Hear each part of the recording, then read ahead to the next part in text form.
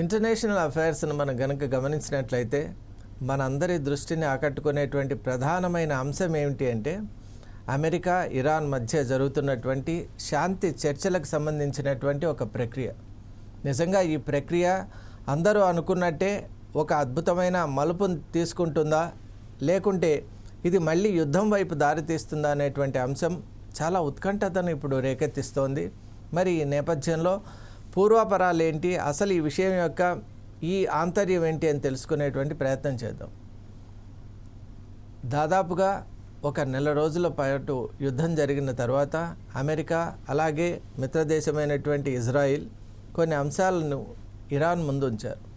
అదేంటి అంటే, మీరు ట్రూస్ అంటే మనకు శాంతి ప్రతిపాదన అని అంటాం. శాంతి ప్రతిపాదన కోసం మేము కొన్ని అంశాలు టేబుల్పై ఉంచాం. అది కనుక మీకు అంగీకార యోగ్యమైతే యుద్ధాన్ని వెంటనే ఆపేస్తామని అమెరికా చెప్పింది. మరి అగ్రరాజ్యమైనటువంటి అమెరికా ఇచ్చినటువంటి ప్రతిపాదనలు ఏంటి అంటే, మీరు ఏదైతే న్యాచురలైజ్డ్ యురేనియం ఉందో, ప్రాసెస్డ్ యురేనియం ఉందో, ఆ యురేనియం అంతటినీ కూడా అమెరికాకు తరలించాలి. అలాగే భవిష్యత్తులో ఎప్పుడు కూడా యురేనియం రిలేటెడ్ ప్రాసెస్ను మీరు ఎప్పుడూ చేయరాదు. అలాగే న్యూక్లియర్ యాక్టివిటీకి సంబంధించిన ఎటువంటి ఇనిషియేటివ్ కూడా మీరు తీసుకోరాదు.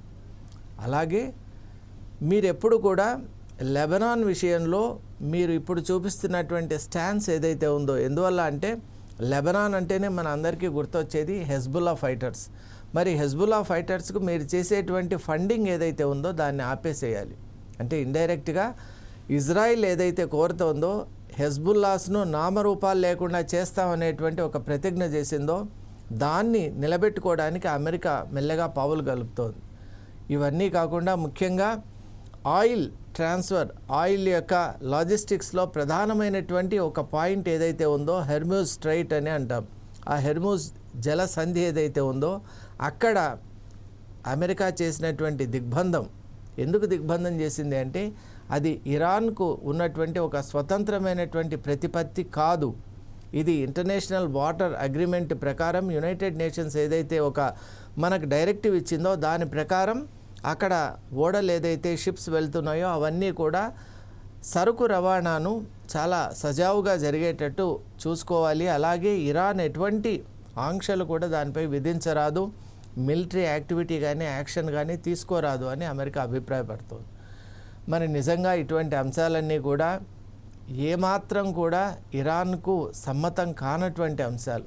మరి ఇరాన్ ఈ అంశాలపై ఎలా స్పందిస్తోంది, ముఖ్యంగా ఇరాన్ ఎలా స్పందిస్తుంది అనేటువంటి అంశానికంటే ముందు ఇరాన్లో నిర్ణయం ఎవరు తీసుకుంటారు ఇరాన్ వైపు అని ప్రపంచవ్యాప్తంగా ఇది కూడా చాలా ఆసక్తికరంగా మారింది. అసలు who is the right person to take decision regarding all these critical elements అని మనం చూసినప్పుడు ఇరాన్లో ఇప్పుడు ఖమేనీ జూనియర్ ఎవరైతే పవర్లోకి వచ్చారో, సుప్రీం లీడర్గా ఉన్నారో ముస్తఫా ఖమేనీ, మరి ఆయన సంబంధించినటువంటి కొన్ని వార్తలు ఎలా ఉన్నాయంటే వారు మాస్కోలో ఇప్పుడు ట్రీట్మెంట్ తీసుకుంటున్నారు.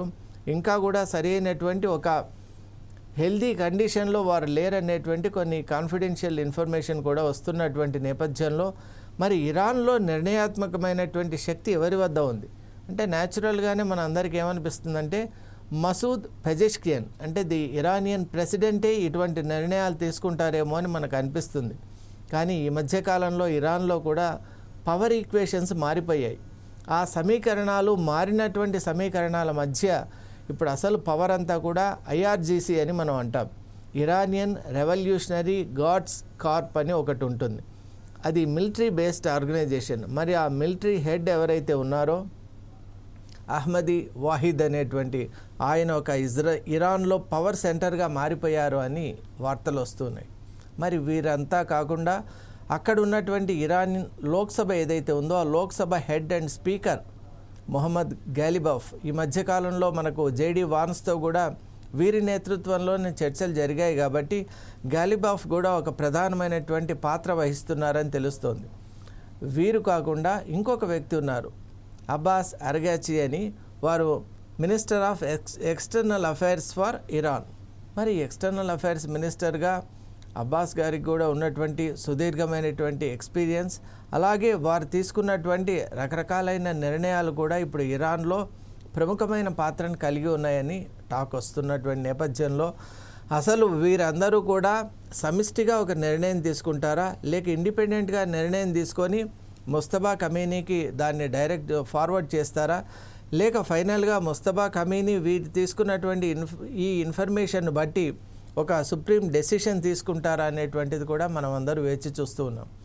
ఏది ఏమైనా ముఖ్యంగా ఇరాన్లో తీవ్రమైన అసంతృప్తి ఉంది. అదేంటి అంటే ప్రముఖమైనటువంటి స్థావరాలు, బిల్డింగ్స్, బ్రిడ్జెస్, అలాగే న్యూక్లియర్ పవర్ సెంటర్స్ ఏవైతే ఉన్నాయో అవన్నీ కూడా యుఎస్ ధ్వంసం చేసింది.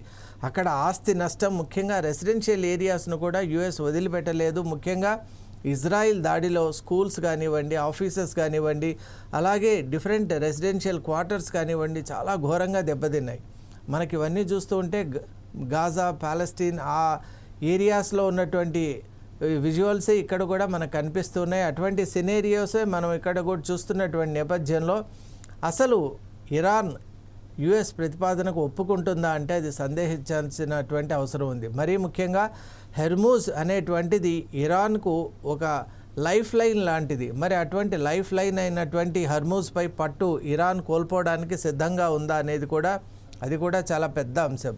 అలాగే మనం గమనించినప్పుడు ముఖ్యంగా హెర్మూజ్ స్ట్రైటే కాకుండా అక్కడ ఇరాన్లో కూడా అంతర్యుద్ధాలు అలాగే అంతర్మథనం కూడా జరుగుతోందని మనకు సమాచారం వస్తోంది. ముఖ్యంగా హెజ్బుల్లాస్ నుంచి వారికి గట్టి సమాచారం వస్తోంది. ఎలాగైనా కూడా హెజ్బుల్లా ఫోర్స్ను ఇరాన్ వదులుకోవటానికి సిద్ధంగా లేదు. ఎందువల్ల అంటే హెజ్బుల్లాతో ఒక్కసారి టైఅప్ కనుక వెళ్ళిపోయిందంటే నెక్స్ట్ మూమెంటే Israel is ready to capture southern Lebanon. అలా ఇక్కడ మనం చూసినట్టయితే యుద్ధ వాతావరణం అనేటువంటిది నివురుగప్పిన నిప్పులాగా అక్కడ ఆ ప్రాంతం అంతా మిడిల్ ఈస్ట్లో ఉన్నటువంటి నేపథ్యంలో ఇరాన్ ఆచితూచి అడుగులు వేస్తోంది. ముఖ్యంగా అమెరికా చేసే ప్రతిపాదనల విషయంలో కూడా ఇరాన్కి అంత సమ్మతి లేదు. ఎందువల్ల అంటే అమెరికా ఎప్పుడు కూడా దుందుడుకు చర్యలతో అలాగే ఒక రకమైనటువంటి ఈగోయిస్టిక్ డెసిషన్స్ తీసుకుంటోంది, ఆంక్షలు పెడుతోంది. మరీ ముఖ్యంగా మేము శాంతియుతమైనటువంటి ప్రయోజనాల కోసం యురేనియంను ఒక ఎనర్జీ సోర్స్గా మేము వాడుకుంటామంటే కూడా అమెరికా దాన్ని ఒప్పుకోవటం లేదు. మరి ఇవన్నీ కూడా అక్కడ ఇరాన్ ఆలోచింపజేస్తున్నాయి.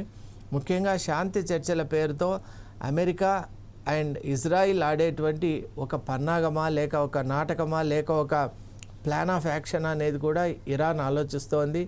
ఏది ఏమైనా లెబనాన్ను కానీ, అలాగే యురేనియంను కానీ, అలాగే హెర్మూజ్ స్ట్రైట్ని కానీ ఇరాన్ వదులుకునేటువంటి ప్రసక్తి లేదు అని అక్కడ ఉన్నటువంటి నేతలందరూ కూడా చెప్తున్నటువంటి ఒక నేపథ్యంలో అసలు ఇప్పటికే 2 సార్లు ఈ యొక్క శాంతి ప్రతిపాదనలు అనేటువంటిది ముందుకొచ్చాయి, వెనక్కి వెళ్ళిపోయాయి. అలాగే ట్రూస్ అంటే ఇప్పుడు యుద్ధము కూడా 2 సార్లు ఆగిపోయింది. కాబట్టి ఇప్పటికీ ట్రంప్ చెబుతూనే ఉన్నారు, వైట్ హౌస్లో ఆయన ప్రకటన చేశారు, సమయం అనేది మాకు చాలా ఉంది కానీ ఇరాన్కు మాత్రం చాలా తక్కువగా ఉంది. ఎందువల్ల అంటే ఈసారి యుద్ధం ప్రారంభమైందంటే మాత్రం ఆ ఇరాన్ సివిలైజేషన్ ఏదైతే ఉందో కంప్లీట్గా వైపౌట్ చేసేస్తామని చాలా బాహాటంగా చెప్తున్నారు.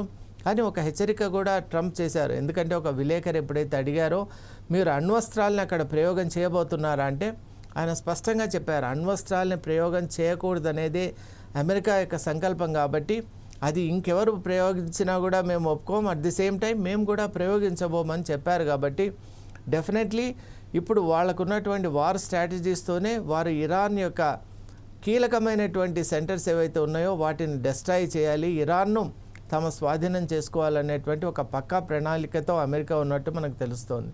మరి మనం ఇటువైపు ఇరాన్ నుంచి కూడా అక్కడ మేధోమథనం జరుగుతున్నటువంటి నేపథ్యంలో అసలు రాబోయే 48 అవర్స్లో మోస్ట్లీ ఒక నిర్ణయం రావచ్చని అందరూ భావిస్తూ ఉన్నారు. కాబట్టి let us wait and see. Thank you.